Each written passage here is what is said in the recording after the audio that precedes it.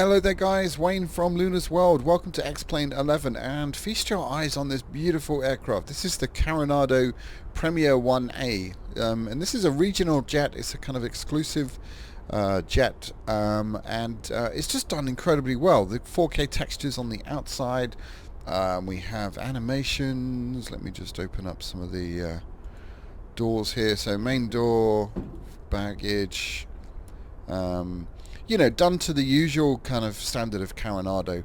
Very, very nice indeed. Let's jump into the cockpit. And again, similar situation in here. Beautiful, beautiful texturing, PBR lighting throughout, all the textures. Let's jump into the back and have a look in the cabin itself. Very nice animations. Very glossy, glassy, kind of slick feeling about this. Let's close up this.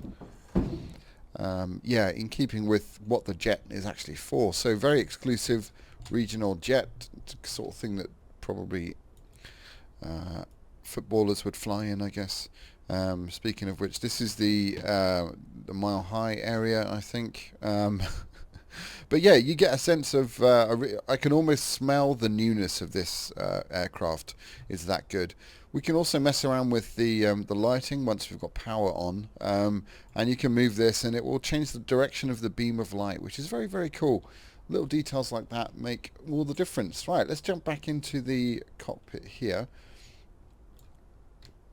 And the layout of this cockpit or flight deck is very, very nice indeed. It just works incredibly well. It's very intuitive, very clean, and yeah, it's a real joy to fly this aircraft actually. So let's just get ourselves back into our, we'll just click on this view and let's close up some doors.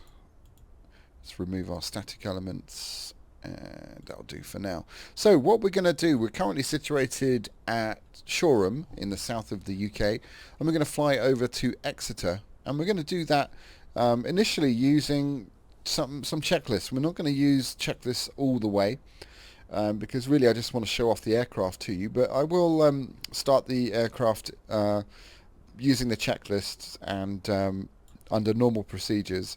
And I've already done the before starting engine, so we'll go and continue through to just getting the thing powered up, starting engine. So here we go. So passengers have been briefed, control lock is removed and stowed, seats, seat belts and shoulder harnesses are fastened and adjusted for both myself, the pilot or captain, and the co-pilot. Parking brake is set, which it is here. Battery is now set to be on. There we go. We've got good readings there. And let's put on some navigation lights. We will put on our beacon and our nav lights. Engine CD ECUs, which are there. Okay, so we're going to start engine 2 by clicking on this right starter. We're going to unlock the fuel cutoff, and we're going to add fuel by moving this to the idle position like so. And now we're just going to monitor our startup here. Okay, that is looking good. Should see the N1 needle anytime. There we go. And that is looking excellent. So hovering. Okay, that's good. Alright, so now we'll start engine number 1. So same procedure. Click on the left, unlock it, and then add fuel in.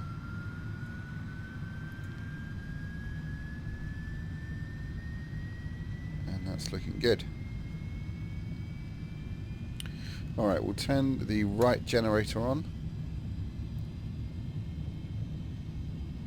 And once this is stabilized, we'll turn on the left generator as well. So very easy to start. While we're here, we'll turn on some heat.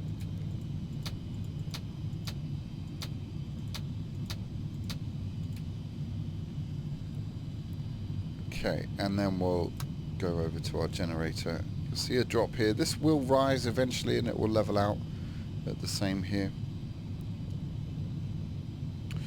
Okie dokie, righty. So that is our engine started. So let's go ahead and continue on with the checklist here. Okay, annunciators are extinguished. Fuel and hydraulic pressure, low annunciators have extinguished. Hydraulic pressure is normal. Let's turn our avionics on. And we didn't use ground power. So that is pretty much it for the checklist, and that is actually all we're going to do. We're not going to do before taxi and everything else, just because I like I said, I want to get up and show you this thing flying. So we're pretty much good to go. What we are going to do though is we're going to program in a route, and we are Shoreham E Echo Golf Kilo Alpha to the origin, and Echo Golf Tango Echo for Exeter. And pretty much we're going direct. We're not going to do anything too fancy. So we just go ahead and select, we're going to take off from runway 2, and then we're going to hopefully come in at runway 8, and no transition. We'll do all this visually.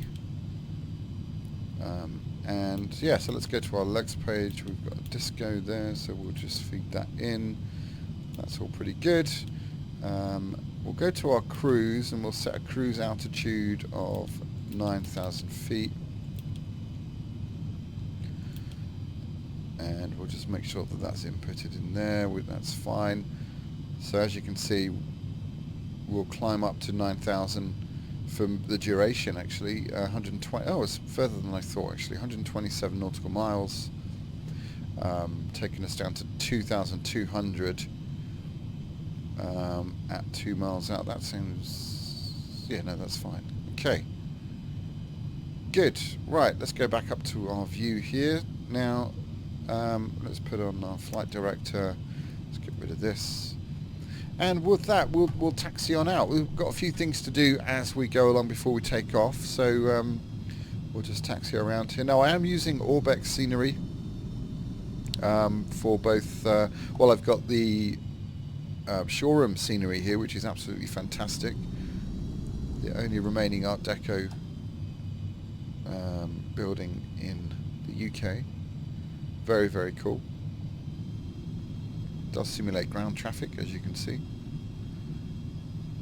Is it going to wait for us? Oh dear, it's a bit violent on the throttle there. Okay, let's taxi on out. Yeah, so we will have Orbex True Earth for the entire journey, which would be guys. I'll see you holding short at runway 2. Alright, so here we are, just holding short of runway 2. Set the parking brake. I'm just going to do a couple of items before we take off. Again, this is not by the book by any means. I'm just getting us set up as a minimum just so that we can get on with this flight. So let's turn some passenger signs on. Let's get our landing lights on. By the way, we will be checking out the night lighting in this because it is supposed to be spectacular. So we will, of course, check that out. Right, we'll set some flaps as well. Let's put our armrest down. And also we'll set our pressurization to 9,000 feet. Okay, let's do this. Add a little bit of power, get us rolling. Alright, let's just get our... Alright, let's just line up there. So what we'll do is we'll just move our heading bug around to runway heading 020. And what we'll do is we'll take off, we'll start to climb, we'll hand fly this a little bit, engage the autopilot, and I won't make you sit through the whole cruise. Okay, I think I'm ready to go. So let's release the parking brake and we'll set takeoff power. Absolutely incredible sounds in this aircraft. F-mod sounds, very realistic. And there we go, airspeed is alive. 80 knots. And rotate. 9 knot crosswind, which is pushing us right off there. Never mind, we're okay. Alright, positive rate, gear going up.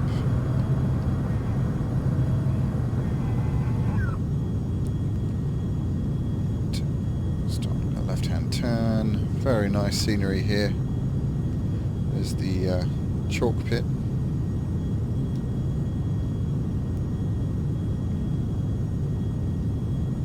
Lovely Sussex countryside.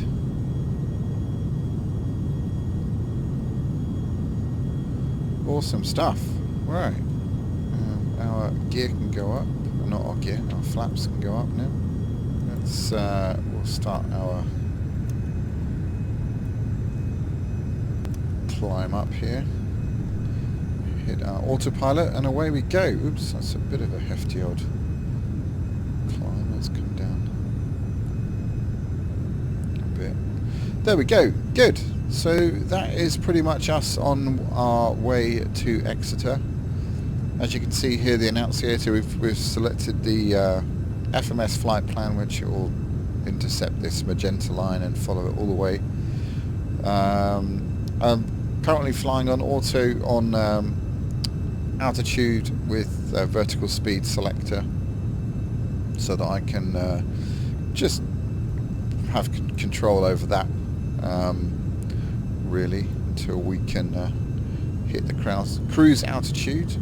So guys, with that being said, let's just have a quick look outside. I'm going to fast forward the cruise once we hit 9,000 feet, and I'll leave you with some rather nice views, guys. So I'll see you when we're a bit closer to Exeter.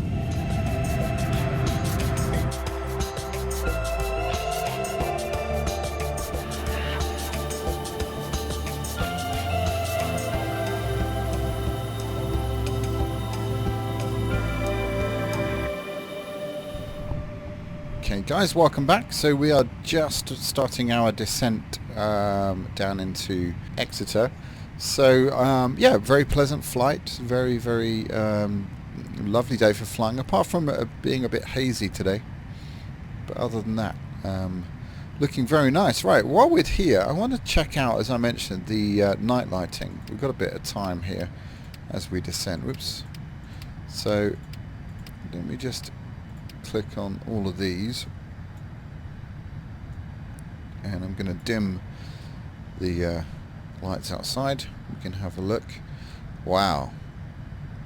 Okay, that does look fantastic. It really does. Beautiful stuff. Right, I'm going to extend some speed brakes here.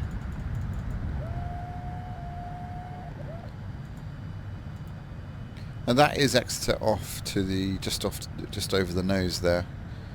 But what we'll do is we're going to fly over the city of Exeter and land this way. And I'll disconnect the autopilot once we're down to about 3,000 feet, and we'll just hand fly it. But yeah, that's incredible lighting. Let's just pop into the passenger. Yes, look at that. Absolutely beautiful. And as promised, I can show you that we can actually manipulate the light here. As you can see, very cool. That's a really nice effect there. Alright, as we're making this descent then, I will let you know some of the features of the 390 Premier 1A by Carenado. So high-end 4K PBR textures throughout, and I have to say it does look incredibly realistic inside and outside. Fully customized in-depth annunciator, logic aural warning, logic throttle, logic with functioning latches, optimized for VR. Now that's pretty exciting to me, as you know. I love a bit of flying in VR. The avionics system is of course the Proline 21. And they all have detachable pop-up windows, which is very handy. Integrated FMS, custom autopilot, rain effects support, and this is using the LibRain plugin, which I haven't downloaded and got yet. But just for your information, FMod sounds, Reality XP GTN 750 support, custom electrical system, starter logic, fuel system, bleed air system, avionics buses, hydraulic logic, extensive HDR lighting with gimbaled 3D lights, as we just saw there in the cabin back there. Pressurization and oxygen system, good way compatible, engine design optimized for X-Plane 11.3 jet engine model. So yeah, as you can see, a ton of stuff, and the price of this is $39.95, and I got this from Sim Market.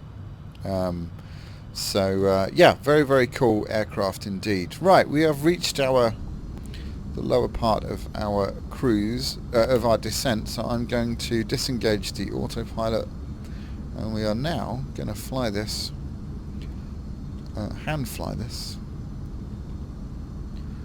all the way in to Exeter International. And as you can see, a beautiful scenery down there, absolutely stunning. Okie dokie. So we get a little bit of power in now, get ourselves lined up as much as we can.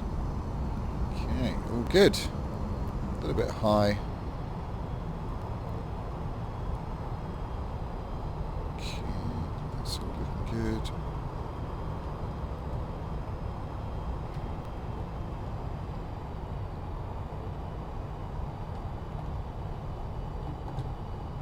And whoops, touched down. Oh dear, I don't know what happened then. Alright, reverse is engaged. That was a bit odd. It's like almost like the right wing got lifted by the wind there. Interesting. Alright, disengaged. Welcome to Exeter. So I'm slightly perplexed by that landing. Let's just stop there and have a wee look at that. So fighting a bit of a crosswind, but nothing too crazy. Feeling this right wing just lifted up with a gust of wind. That's what it felt like.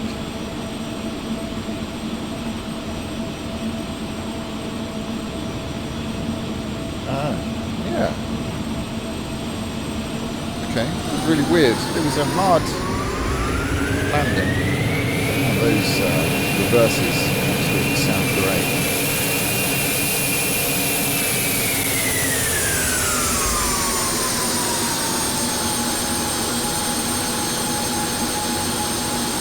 Very cool. Okay. Anyway, guys, here we are. So in Exeter, I hope you've enjoyed this video. Hope you have got something out of it. Let's just go back into the cockpit. But yeah, I can imagine myself spending a lot of time in this aircraft. Very fun to fly, and a fully programmable FMS, which is great. I wouldn't say this is a study level aircraft. I think this is a sort of mid range. I mean, a lot of things here are simulated, as I already mentioned. So it seems like Carenado are maybe moving more towards the study level realm, but this is very good, but it's not quite study level in my opinion. But it is very fun to fly, and you'll get a very good experience flying this wonderful jet. So guys, I hope you've enjoyed this video. Thank you so much for tuning in. Let me know your thoughts in the comments as always, and please like and subscribe to the channel if you haven't already. And yeah, I'll see you very soon. Take care, guys.